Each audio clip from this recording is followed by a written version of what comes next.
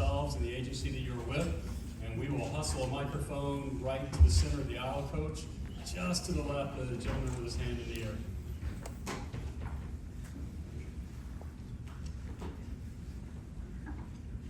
Hey, Coach, David Glenn from the North Carolina Sports Network and the David Glenn Show. When you're first hired at Duke, I imagine you have dozens of important decisions to make. But it turns out that your guy from Miami, David Feely, was also Mike Elko's strength and conditioning guy. Give us an idea of how easy or quick a decision that turned out to be, and then how important you believe that is, and he is, as the National Strength Coach of the Year, as a building block for what you're trying to do with the Blue Devils. David, that was absolutely one of the most important decisions, and to be honest, it was made before I was hired. I remember David calling me to ask me if I would be interested in the job when it opened, and I said, well, that depends. And he said, depends on what? I said, would you stay? And the fact that he chose to stay, he did not stay because of Manny Diaz. He stayed because of our locker room. He stayed because of our players.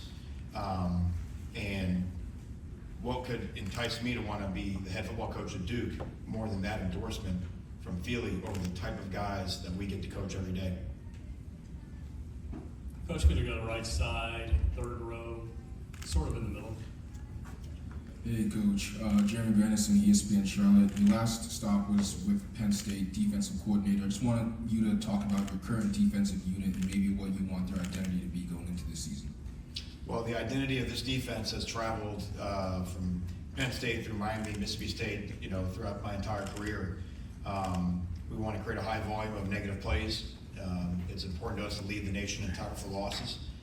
Those are drive killers. There's a reason behind that. That puts people on third down and long.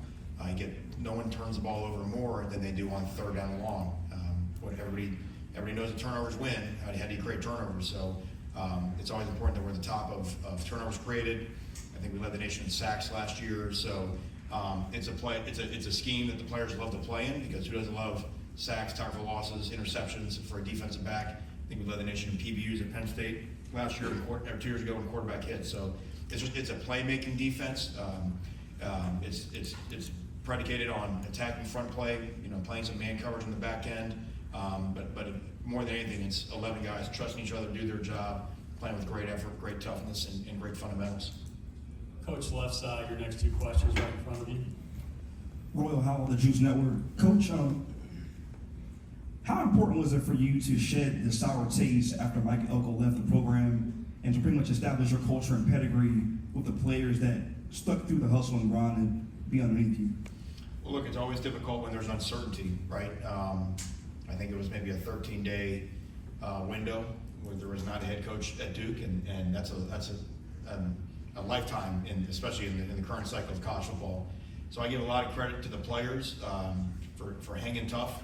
I give a lot of credit to the staff that was at Duke at the time, that's still preparing the team for the bowl game. But it's something, I think it's that ideal of what Duke is in general. Our guys want to be at Duke. They love being at Duke. They love the student-athlete experience at Duke.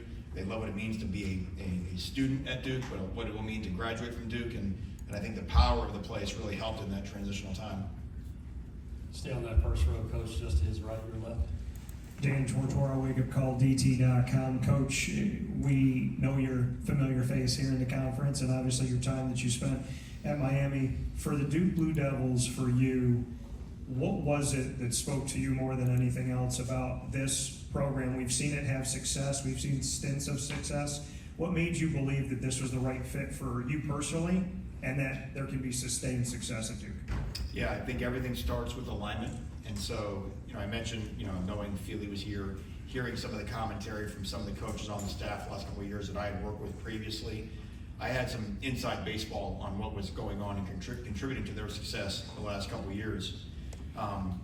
But that wouldn't be enough without the dedicated support, starting from the president, Vincent Price, through our AD, Nina King. Duke wants to be excellent at football. They want to sustain excellence at football.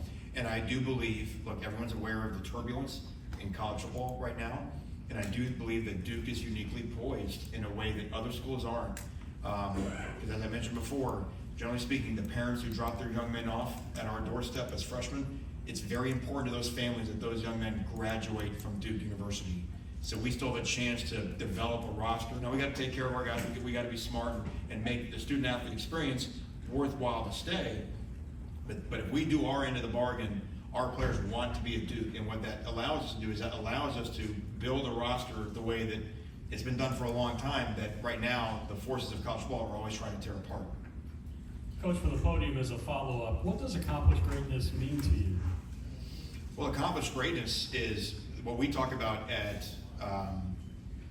Duke is to not, it's about mastery, you know, and it's about a pathway to mastery. We talk about, you know, trying to not confuse success with excellence. And I feel like greatness comes in the same way, to not confuse success with greatness. What I mean by success is success can be determined in the short term. We're a small sample size sport. In the ACC, the one thing I can promise you is we're going to play a lot of fourth quarter close games. That's just what the sport is. And sometimes the success in the short term can mask what is excellence in the long term.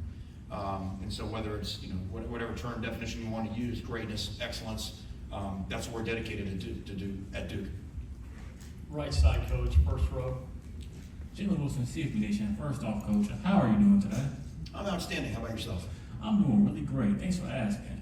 So, obviously, with this being your first off-season as the head coach of Duke, I want to ask, what are the most important things that you learned about your team this off-season?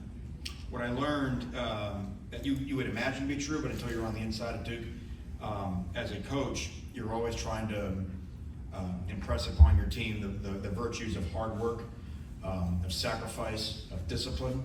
Can't have a great team without that. You're going to hear every coach go up on this podium and say, we got to do all three of those things. That's obviously true at Duke. What you realize at Duke is you can't even get into Duke unless you were raised that way. So there have been times in my career, and I take great pride in this as a coach, where I've been the first person in a young man's life to try to teach them discipline. They were never raised with discipline, and that's a big thing that we take very personally as a coach, that we get to instill these values that they were not raised that certain way.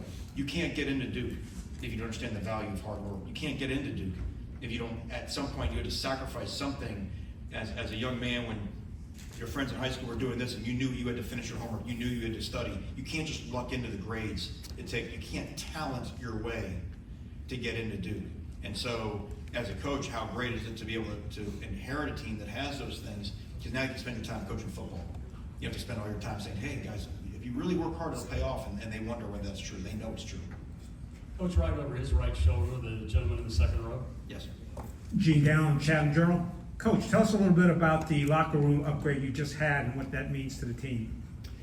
Well, what it means is, you know, I mentioned that phrase, student athlete experience, right? And if you want to be first class, if you want to say you're going to have a big time program, well, you got to be big time in all things you do. And there's nothing more important than the players' home in our building, which is the locker room.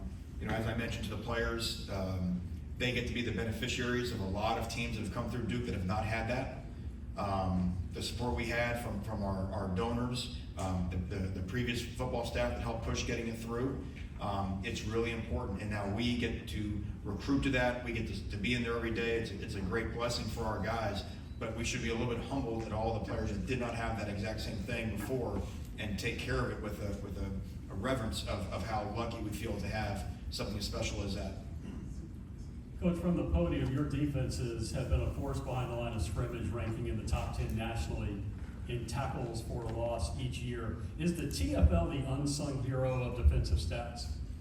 Yeah, it is in our building, and again, we don't just do it for vanity. You know, there's a lot of analytics. If you create a negative play on a drive, the points per drive goes way down. It's hard to overcome. By common sense, a negative play creates a long yardage situation. If you can create a negative play on first down, you're behind the chains on second down. And the game is all about either avoiding third downs or what the down distance is on third down. Football is not complicated. People are complicated. Ball is not complicated. So the more we can leverage people into third down and long situations, then the more the arrow turns. You know, to me, it's like blackjack. You're trying to turn the odds more into your favor when you're sitting at a table, and that's why I think the TFL is kind of something that enables us to do that. Coach, your last question will come in the first row, just to your left. Coach, when you look back at mentorship for you, as like you said, discipline, teaching these guys discipline, and in a lot of cases being the first person to do that, who taught you that responsibility, that discipline, some of those mentors that you reach back from into your toolbox for that wisdom when you need it? Well, I think first, you're taught how you're raised. You know, I mean, my parents are the first lesson they're going to receive is from them. You know, so the first credit goes to them. In this profession, in particular, you know, I'm so fortunate to break in at Florida State in the late '90s. You know, and to sit there when football staffs were so small back then. I was like one of 15 in the staff room. And you got Bobby Bowden at the end of the table. You got Mickey Andrews and Chuck Amato to your right. You have Mark Richt as the offensive coordinator to your left. I mean, holy cow! I mean, what a room of people to learn from. And so to be with Coach Bowden for 3 years, to go to NC State with Coach Amato for 6 years. So really, the first 9 years of my career was raised in the Florida State way. Then to go to Middle Tennessee with Rick Stockstill, who really, again, is a Coach Bowden disciple. So over the first decade of my career, 3 jobs, really all taught from the Bobby Bowden way. The guy won more games than I think anybody ever. So it was like getting a PhD in what it takes to be great at football. Coach, thank you. You can switch places with Grayson Loftus. Thank you. Our 3